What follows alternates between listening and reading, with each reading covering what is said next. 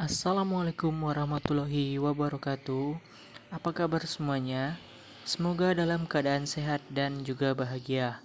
Orang bijak pernah berkata, ibarat mesin, raga manusia hanyalah instrumen. Pikiranlah yang mengandalkan seluruh sistem operasinya. Hal tersebut dapat mengindikasikan bahwa komputer tanpa sistem operasi tidak akan bekerja.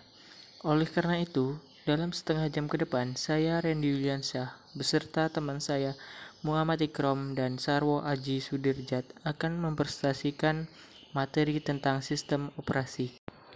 Adapun materi yang akan kita bahas di sini, yang pertama ada sistem operasi MS-DOS, yang kedua sistem operasi MS Windows NT, yang ketiga sistem operasi Unix, dan yang keempat sistem operasi Linux, serta yang kelima virtual machine. Sistem operasi MS-DOS. Adapun pengertian MS-DOS di sini yaitu bisa disebut dengan Disk Operating System adalah sistem operasi pertama yang dijalankan pada komputer IBM PC Compatible. Sistem operasi ini pertama kali dikembangkan oleh IBM kemudian dilanjutkan oleh Microsoft. Saat ini meskipun Microsoft telah mengeluarkan Windows, tetapi aplikasi DOS tetap disertakan. MS-DOS yaitu sistem operasi berbasis baris perintah command line yang digunakan pada PC seperti sistem operasi lainnya. Contohnya OS2, ia menerjemahkan input dari keyboard menjadi pekerjaan yang dapat dilakukan oleh komputer. Ia juga dapat menangani pekerjaan seperti input dan output pada disket atau hard disk, dukungannya video, kontrol keyboard, dan banyak lagi fungsi-fungsi internal lainnya yang berkaitan dengan eksekusi sebuah program dan pemeliharaan file. Perintah MS-DOS diketikkan dalam sebuah jendela yang disebut command prompt window. Untuk keluar dari MS-DOS, ketik exit dalam jendela tersebut yaitu pada kursor yang berkedip-kedip.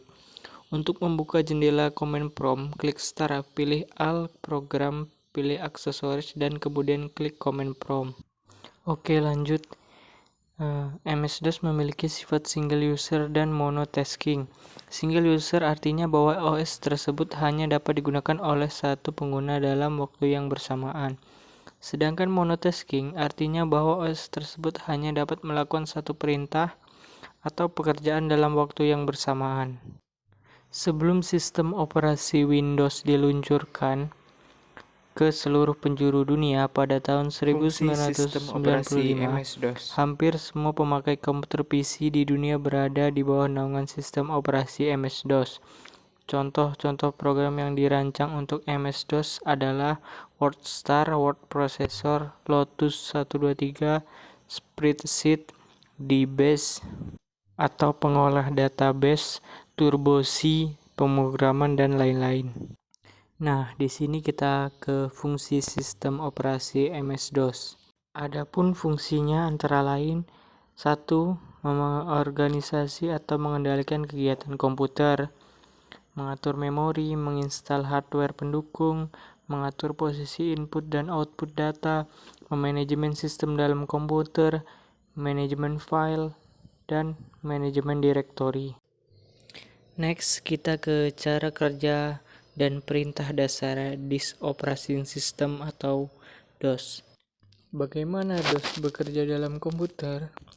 Sistem ini akan bekerja ketika kamu pertama kali menyalakan komputer. Karena ketika komputer menyala, maka DOS adalah sistem yang bekerja pertama kali. Kemudian soal pengaturannya dapat dilakukan melalui BIOS. Basic Input Output System atau dikenal dengan BIOS akan membaca semua peripheral.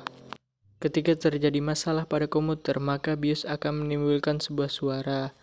Nah, di sini masing-masing komputer itu suaranya berbeda-beda ya. Tapi umumnya dia adalah suara beep yang panjang. Next, kita ke perintah-perintah dasar MS-DOS. Yang pertama, komunikasi dengan sistem. Yang kedua, bekerja dengan disk. Yang ketiga, bekerja dengan direktori. Yang keempat, pengelolaan file. Kelima, pengelolaan masukan dan keluaran. Yang keenam, setting lingkungan kerja. Dan yang ketujuh, penggunaan file bath. Nah, kita masuk ke sistem operasi yang kedua, yaitu Sistem operasi Windows NT. Nah, sebelumnya apa sih sistem operasi Windows NT? Di sini saya akan menjelaskan sedikit tentang Windows NT. Windows NT merupakan suatu sistem operasi 32 bit dari Microsoft yang menjadi leluhur sistem operasi Windows 2000, Windows XP, Windows Server 2003, dan Windows Vista. Sistem operasi tersebut pada awalnya mendukung beberapa platform mikroprosesor, dimulai dari Intel hingga sekarang MPS RX 00 dihentikan pada versi Windows NT 4.0. Digital Equipment Corporation Alpha AXP dihentikan pada versi Windows 2000 Beta 3. IBM PowerPC dimulai dari versi Windows NT 3.51 dan dihentikan pada versi Windows NT 4.0, serta beberapa platform panutannya, seperti Clipper dan Spark, tidak dirilis sebagai umum karena dibuat oleh pihak ketiga. Intergraph masa kini sistem operasi berbasis Windows NT hanya mendukung platform Intel AI64 dan AMD 64 atau X64. Sementara platform panutannya tidak didukung lagi, mengingat kurangnya dukungan dari pihak ketiga sebagai prosesor tersebut. Nah, di sini Windows NT diluncurkan dalam beberapa edisi. Yang pertama, Windows NT Workstation yang dikhususkan sebagai pengguna pada workstation. Nah, yang kedua ada Windows NT Server yang dikhususkan sebagai pengguna pada server jaringan. Nah, yang ketiga ada Windows NT Enterprise Server atau Windows NT Advanced Server yang sama-sama ditujukan sebagai pengguna pada server jaringan, tetapi menawarkan banyak fungsi dan fitur pada Windows NT Server standar. Nah, dalam bahasa pemrograman, Windows NT ditulis dengan bahasa C dan C++, dan dengan demikian Windows NT pun bersifat portable. Meskipun begitu, sampai tahun 2009 hanya 3 buah arsitektur komputasi yang didukung oleh Windows NT. Hal ini disebabkan karena sulitnya mengubah beberapa aplikasi seperti Microsoft Office yang sensitif terhadap beberapa hal, seperti struktur data dalam prosesor berbasis RISC, tidak seperti Windows CE yang dapat berlanjut di atas beberapa jenis mikroprosesor. Ketidaksuksesan sistem-sistem berbasis RISC dalam pasar desktop menciptakan hampir semua instalasi Windows NT berupa arsitektur prosesor Intel x86 32 bit.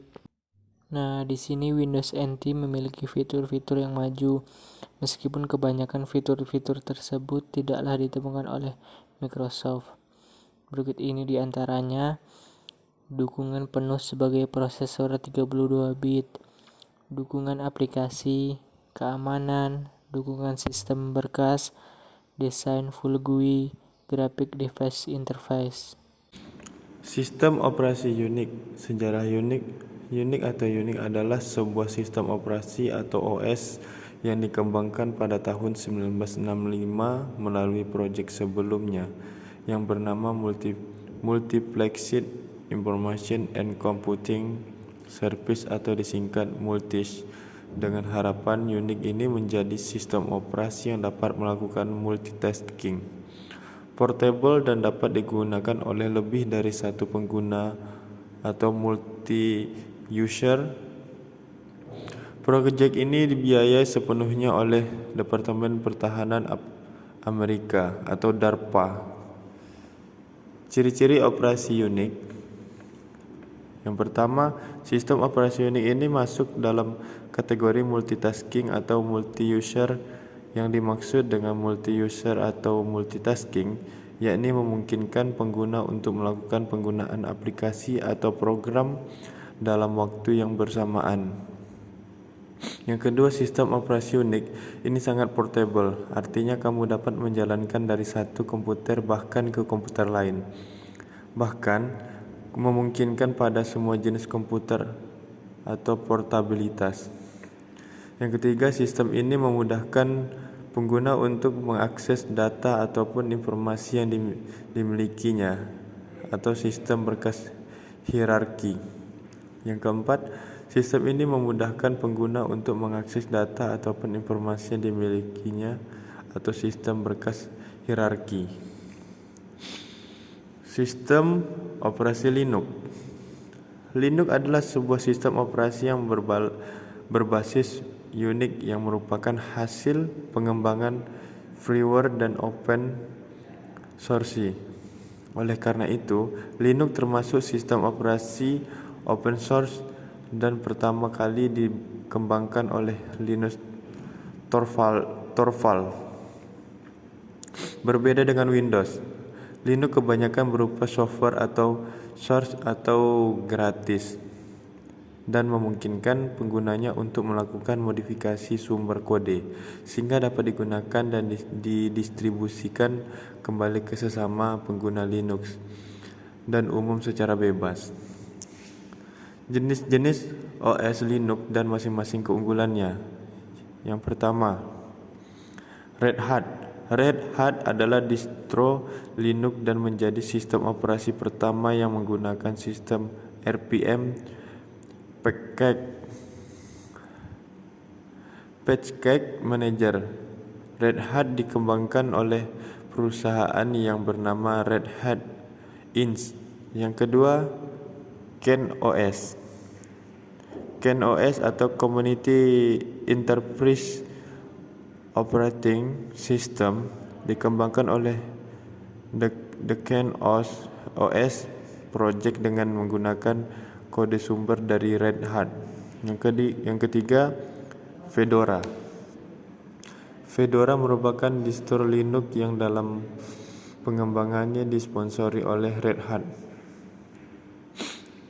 Yang keempat, OpenSUSE.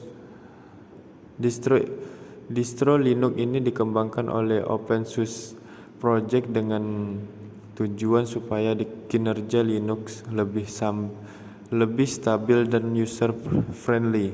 Yang kelima, Mandrake atau Mandriva. Sistem operasi Mandrake dikembangkan oleh perusahaan yang bernama Mandriva. Sistem operasi ini juga menggunakan sistem RPM Package Manager. Yang keenam,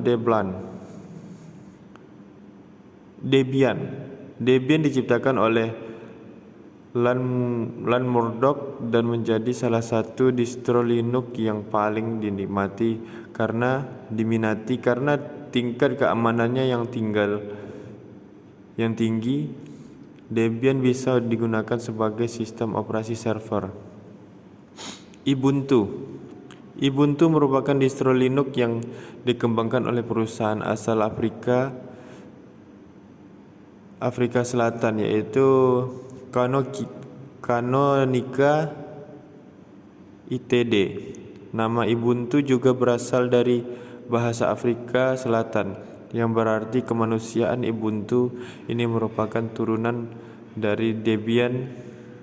Saat ini Ubuntu menjadi salah satu distro Linux yang paling populer di kalangan masyarakat umum. Yang kedelapan, distro Linux Mint dibuat dengan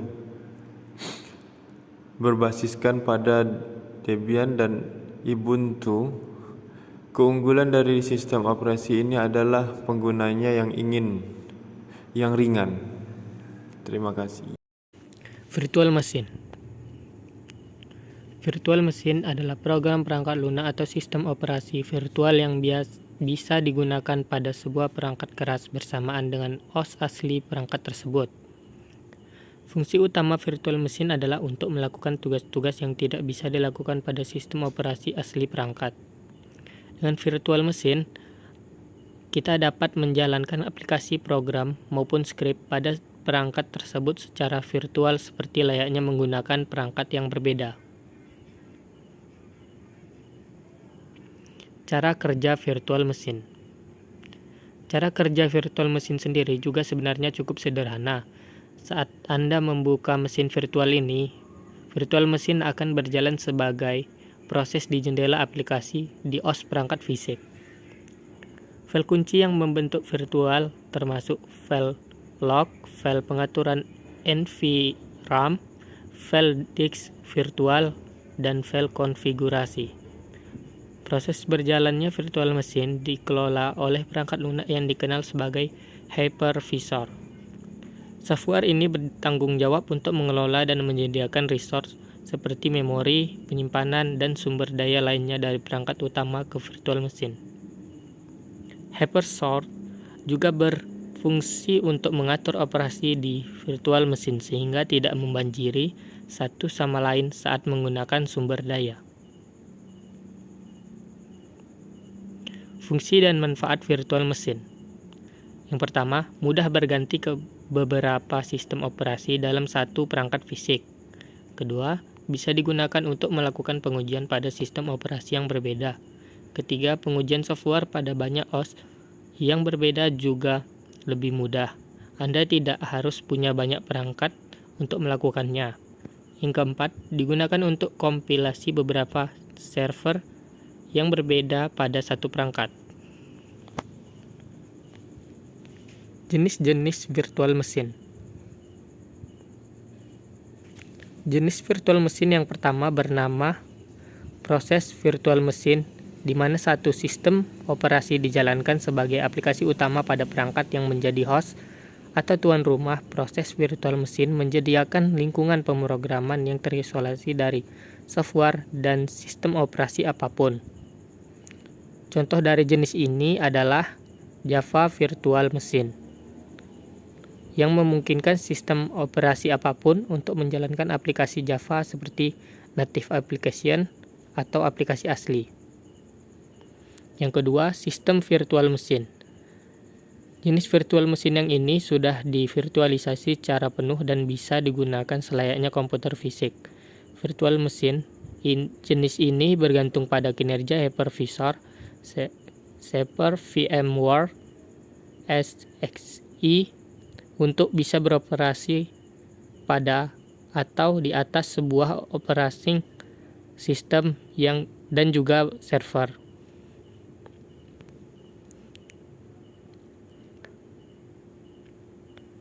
Software virtual machine terbaik.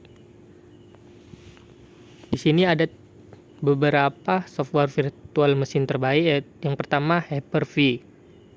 Hyper-V adalah salah satu software virtualisasi yang biasa digunakan pada operasi sistem Windows, bahkan Windows 8, 8.1, dan Windows 10 yang sudah memiliki fitur ini secara default. Namun, tentunya fitur-fitur yang Anda dapatkan dari versi gratis ini sangat terbatas. Software satu ini sangat cocok untuk pemula yang tidak membutuhkan banyak fitur dan fungsionalitas.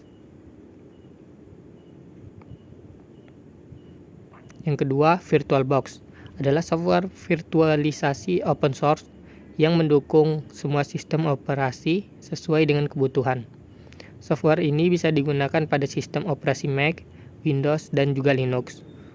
Untuk pengguna perangkat Apple, VirtualBox bisa menjadi host Mac di klien virtual machine. Yang ketiga adalah QEMU. QEMU adalah software virtualisasi yang bisa menjalankan virtual machine pada sistem operasi Linux dan Windows. Berasal dari singkatan Quick Emulator, QEMU bersifat open source dan bisa digunakan secara gratis. Anda hanya perlu membuka website dan mendownload file tersebut untuk memulainya. Perbedaan QEMU dari virtual machine lainnya adalah QEMU bisa digunakan sebagai virtual machine host dan juga emulator mesin.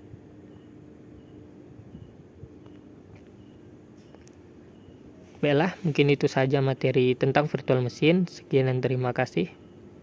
Assalamualaikum warahmatullahi wabarakatuh.